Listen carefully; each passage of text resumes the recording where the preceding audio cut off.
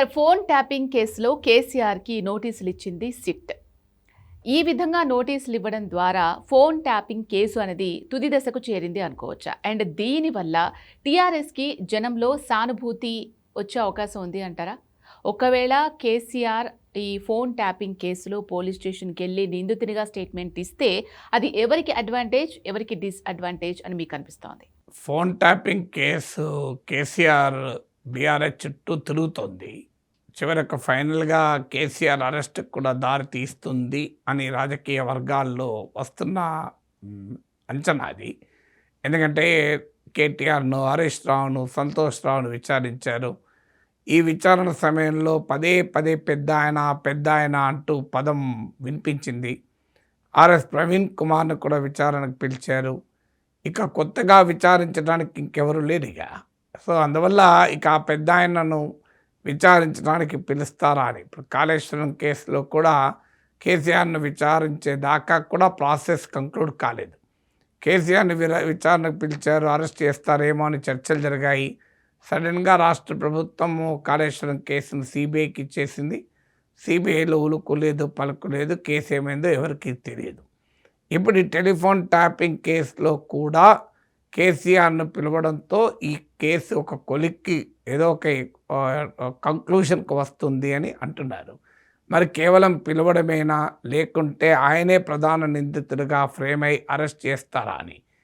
So ఇది legal question కాదు. చాలా పొలిటీషియన్లపై ఉండే కేసులు కేవలం లీగల్ క్వశ్చన్సే కావు.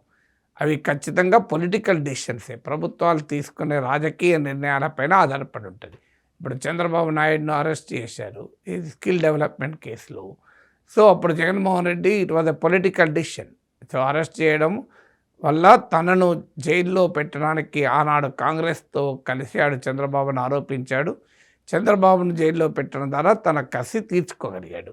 కానీ ఏం జరిగింది? అది రాజకీయంగా జగన్కే నష్టం జరిగింది. జగన్ ఇప్పుడు ఇటీవల తన సన్నిహితులతో మాట్లాడుతూ పొరపాటు చేశాం, అది పొలిటికల్గా కాస్ట్లీ అయింది అని అంటున్నారు. సో అందువల్ల ఇప్పుడు రేవంత్ రెడ్డి ప్రభుత్వం కూడా కేసీఆర్ను ఈ టెలిఫోన్ ట్యాపింగ్ కేసులో అరెస్ట్ చేయడమా చేయకపోవడమా అనేది కేసులో ఉన్న పౌరాపరాలను బట్టి, కేసులో ఉన్న ఫ్యాక్ట్స్ని బట్టి ఆధారపడి ఉండదు. It is a political choice. అయితే చంద్రబాబు నాయుడు అరెస్ట్ విషయంలో జగన్దేమో ఆయన ఒక్క నిర్ణయం తీసుకుంటే అయిపోతుంది. ఇక్కడ చివరికి రేవంత్కే పూర్తి స్వేచ్ఛ ఉండదు. ఆయన జాతీయ పార్టీలో ముఖ్యమంత్రి కనుక హైకమాండ్ కూడా అంగీకరించాలి. అంటే ఈ అంచనా ఒకవేళ కేసీఆర్ని అరెస్ట్ చేస్తే దాని అంచనా ఏముంటుంది అని. కానీ ఇక కేసుల చుట్టూ తిరిగితే, అరెస్ట్ జరిగితే ప్రజల్లో సింపతి వస్తుందా, వ్యతిరేకత వస్తుందా అనే దానికి స్టాండర్డ్ ఆన్సర్ ఎక్కడా లేదు. ఇప్పుడు అరవింద్ కేజ్రీవాల్ అరెస్ట్ అయ్యారు, మనీష్ సిసోడియా అరెస్ట్ అయ్యారు. కేజ్రీవాల్ దాన్ని ప్రధాన పొలిటికల్ క్యాంపెయిన్ టూల్గానే మార్చాడు. నేను జైల్లో ఉండాలంటే నాకు ఆప్కు ఓటేయకండి, నేను బయట ఉండి మీకు సేవలు చేయాలంటే ఓటేయండి అంటూ తనను అరెస్ట్ చేయడాన్ని ఒక రకంగా రెఫరెండంగా మార్చి ఎన్నికలకు పోయాడు. కానీ ఏం జరిగింది? అరవింద్ కేజ్రీవాల్, మనీష్ సిసోడియాలే ఎమ్మెల్యేలుగా ఓడిపోయారు. సో మీకు ఈవెన్ ఇదొకటే కాదు, ఇప్పుడు అలిపిరి ఘటన జరిగినప్పుడు చంద్రబాబు నాయుడు పైన పీపుల్స్ నక్సలైట్లు దాడి చేసిన సమయంలో కూడా సానుభూతి వస్తుందని భావించి చంద్రబాబు నాయుడు ఎన్నికల్ని ముందుకు కూడా జరిపాడు. కానీ అయినా ఓడిపోయాడు. సానుభూతి ప్రభావం కనిపించలేదు. సో అలాగే మీకు ఈ చంద్రబాబు నాయుడు అరెస్ట్ విషయంలో మాత్రం జగన్మోహన్ రెడ్డికి రాజకీయంగా నష్టం జరిగింది. అందువల్ల ప్రతి సందర్భంలోనూ అరెస్టు ఒకే రకమైన ప్రభావం చూపుతుందని చెప్పలేము.